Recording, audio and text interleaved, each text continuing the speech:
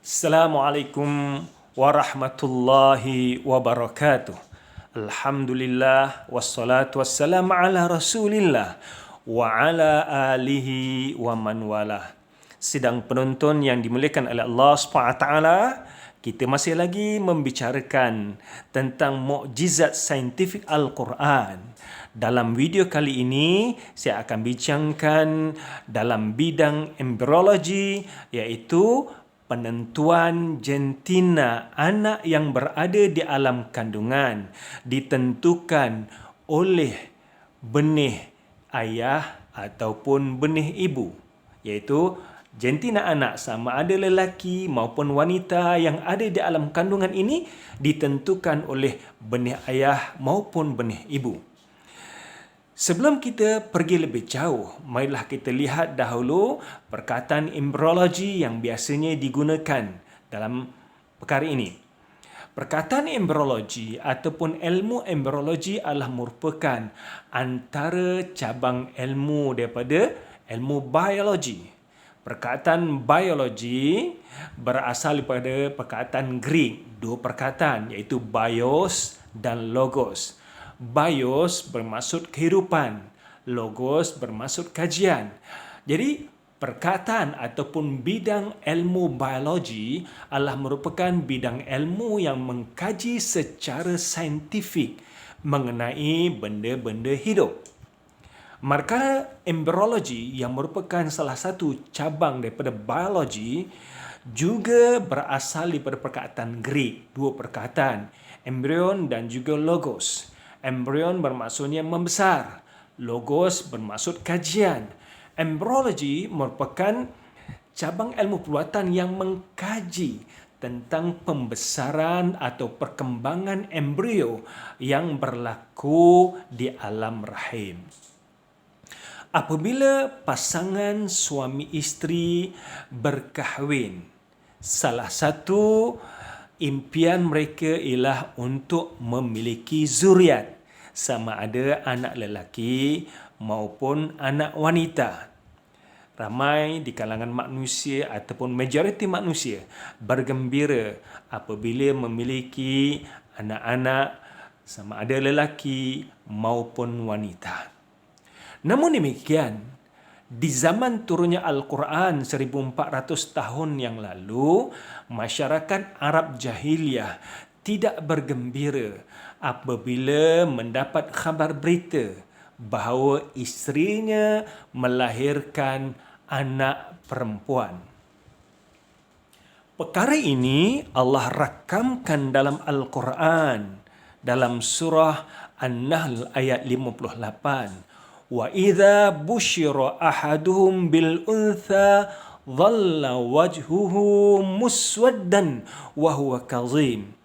Dan apabila seseorang dari mereka diberi khabar dengan kelahiran anak perempuan, maka hitam, yakni merah padmalah mukanya dan dia sangat marah. Perumpamaan merah padma yang biasa kita dengar ialah merah padam. Sebenarnya perumpamaan itu adalah salah. Yang betul ialah merah padma. Padma adalah sejenis bunga yang berwarna merah. Jadi apabila seorang marah, yang terlampau marah, digambarkan dengan perumpamaan merah padma, iaitu merah bagaikan bunga padma. Maka merah padmalah mukanya dan dia sangat marah dengan berita kelahiran anak perempuan. Bahkan lebih teruk daripada itu, ada di kalangan masyarakat Arab Jahiliyah yang menanam anak mereka hidup-hidup. Dan inilah yang dijelaskan oleh Allah SWT. Templakan Allah SWT kepada mereka apabila bayi-bayi ini bertanya, وَإِذَا الْمَوْءُودَةُ سُئِلَتْ بِأَيِّ ذَنْبٍ قُتِلَتْ. Dan ketika mana bayi-bayi wanita ini bertanya, kerana ditanam hidup-hidup, mereka bertanya, atas dosa apakah aku dibunuh? Ini menggambarkan bahawa masyarakat Arab Jahiliyah yang tidak bergembira dengan kelahiran anak wanita, bahkan mereka sanggup untuk membunuh hidup-hidup ataupun menanam hidup-hidup. Bagaimanakah berlakunya persenyawaan di antara sperma dan ovum yang akhirnya membentuk anak sama ada lelaki maupun wanita. Apabila berlaku hubungan suami isteri, suami akan melepaskan sperma dan jumlah sperma yang dilepaskan lebih kurang 70 juta sperma. Dan sperma ini akan berenang ke dalam rahim untuk bersenyawa dengan ovum yang dikeluarkan oleh ovari. Ovari mengeluarkan ovum yang keluar melalui saluran falopia dan sperma akan bergerak. Sperma akan bergerak untuk bersenyawa dengan ovum. Persenyawaan benih lelaki sperma dan benih wanita ovum ini berlaku di saluran falopia. Ovum yang telah pun disenyawakan akan terus bergerak ke arah rahim dan akhirnya melekat di dinding rahim sebagai embrio. Embrio terus membesar dan berkembang peringkat demi peringkat di dalam rahim. Gambaran yang boleh kita lihat seperti ini, iaitu benih wanita yang membawa jumlah kromosom 23 pasang, jumlah 46, dan lelaki juga ada 46, ada 23 pasang. Pertemuan di antara ovum dan sperma. Pertemuan di antara ovum dan sperma akhirnya membentuk zygote, membentuk zygote dan berkembang menjadi embrio dan seterusnya lahirlah sebagai anak apabila sampai waktunya. Perkara yang kita ingin tekankan di sini ialah apabila berlakunya pertemuan di antara benih lelaki dan benih wanita, kromosom yang membawa jantina ataupun menentukan jantina bagi lelaki mengandungi kromosom X dan Y, manakala benih wanita mengandungi kromosom XX. Perhatikan apa yang kita paparkan dalam gambar rajah ini. Ini adalah benih kromosom yang dibawa oleh ayah, X, Y, manakala ibu adalah XX.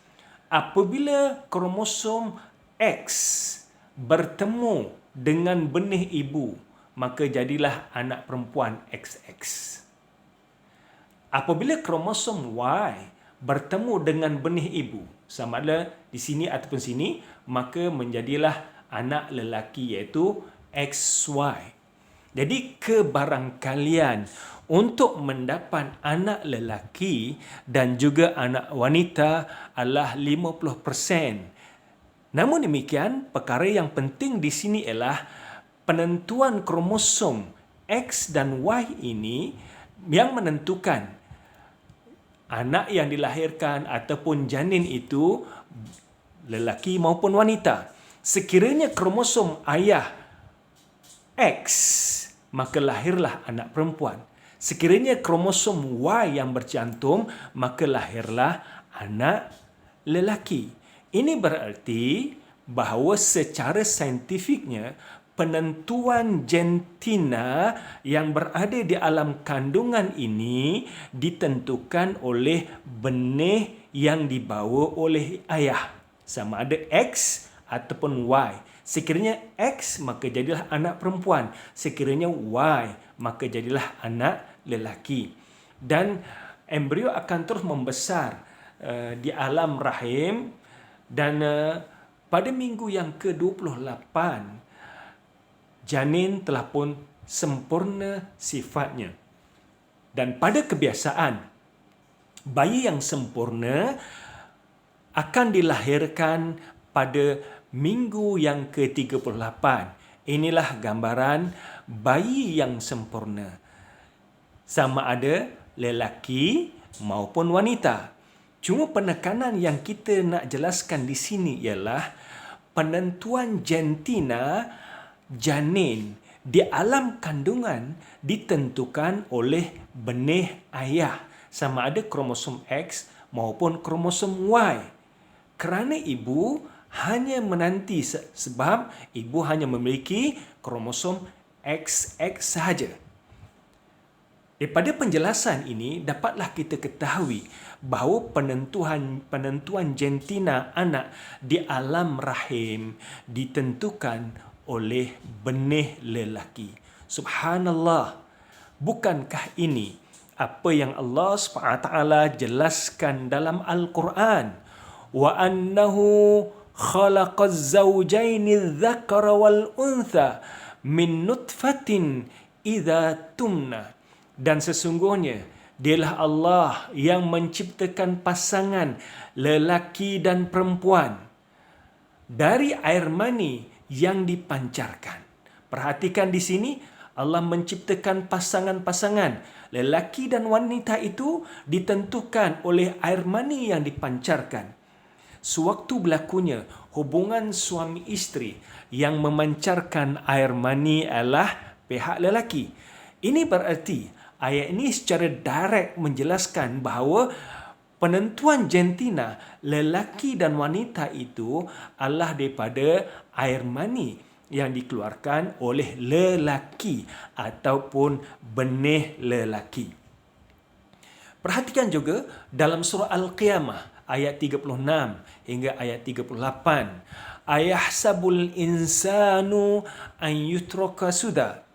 Alam yakun nutfatan min mani yumna thumma kana 'alaqatan fa khalaqa fa sawwa faja'ala minhu az-zawjaini adh-dhakara wal untha. Apakah manusia mengira bahawa dia dibiarkan begitu sahaja tanpa tanggungjawab? Bukankah dia dahulunya mani yang ditumpahkan ke dalam rahim? Kemudian mani itu menjadi alaqah. Lalu Allah menciptakannya dan menyempurnakannya. Lalu Allah menjadikan daripadanya sepasang lelaki dan perempuan. Perhatikan di sini. Allah menjadikan daripada air mani yang dipancarkan ke rahim itu sama ada lelaki maupun wanita. Kedua-dua ayat ini membicarakan secara terang dan jelas bahawa penentuan jantina anak di alam kandungan ditentukan oleh benih lelaki. Subhanallah. Zaman Nabi Muhammad tidak ada mikroskop. Zaman Nabi Muhammad orang tidak tahu adanya kromosom. Bahkan zaman Nabi Muhammad yang menerima Al-Quran ataupun zaman turunnya Al-Quran, tidak ada manusia yang mengetahui wujudnya kromosom XX dan XY. Yang mana penentuan jantina itu ditentukan oleh kromosom sama ada X maupun Y. Siapakah yang menjelaskan, memberitahu pada Nabi Muhammad fakta-fakta ini sehingga Nabi Muhammad dapat menjelaskan pada kita dengan jelas dan detail bahawa penentuan jantina anak yang ada di alam kandungan ditentukan oleh benih lelaki. Bukankah ini merupakan bukti Al-Quran sebagai mukjizat? Bukankah ini menunjukkan mukjizat saintifik Al-Quran yang terdapat dalam Al-Quran merupakan fakta yang akan terus disingkap daripada semasa ke semasa. Dan inilah yang dijelaskan oleh Allah SWT dalam surah Fussilat ayat 53. Sanurihim ayatina fil afaqi wa fi anfusim hatta yatabayyana lahum annahul haqq. Awalam yakfi bi rabbika annahu ala kulli syai'in syahid. Kami akan terus pertontonkan pada manusia tanda-tanda kebesaran kami pada alam maya ini dan juga pada diri manusia sendiri. Hatta yatabayyana lahum, hingga menjadi dalil dan bukti pada mereka. Annaul haq, benar Quran itu datangnya daripada Allah SWT. Awalam yakfi bi rabbika annahu ala kulli syai'in syahid. Wahai manusia, tidak cukupkah segala fakta-fakta ini menjadi dalil dan bukti kepada kamu semua tentang kebenaran Al-Quran datangnya daripada Allah SWT. Sidang penonton yang dimuliakan oleh Allah SWT, perbincangan yang kita jelaskan dalam video yang pendek ini secara jelas menyatakan bahawa penentuan jantina anak yang berada di alam kandungan ditentukan oleh benih lelaki, dan perkara ini telah pun dijelaskan oleh Allah SWT dalam Al-Quran 1400 tahun yang lalu, yang membuktikan bahawa Al-Quran sebagai mukjizat saintifik benar-benar datangnya pada Allah SWT. Sekian sahaja untuk kali ini. Semoga kita bertemu lagi di video akan datang. Assalamualaikum warahmatullahi wabarakatuh.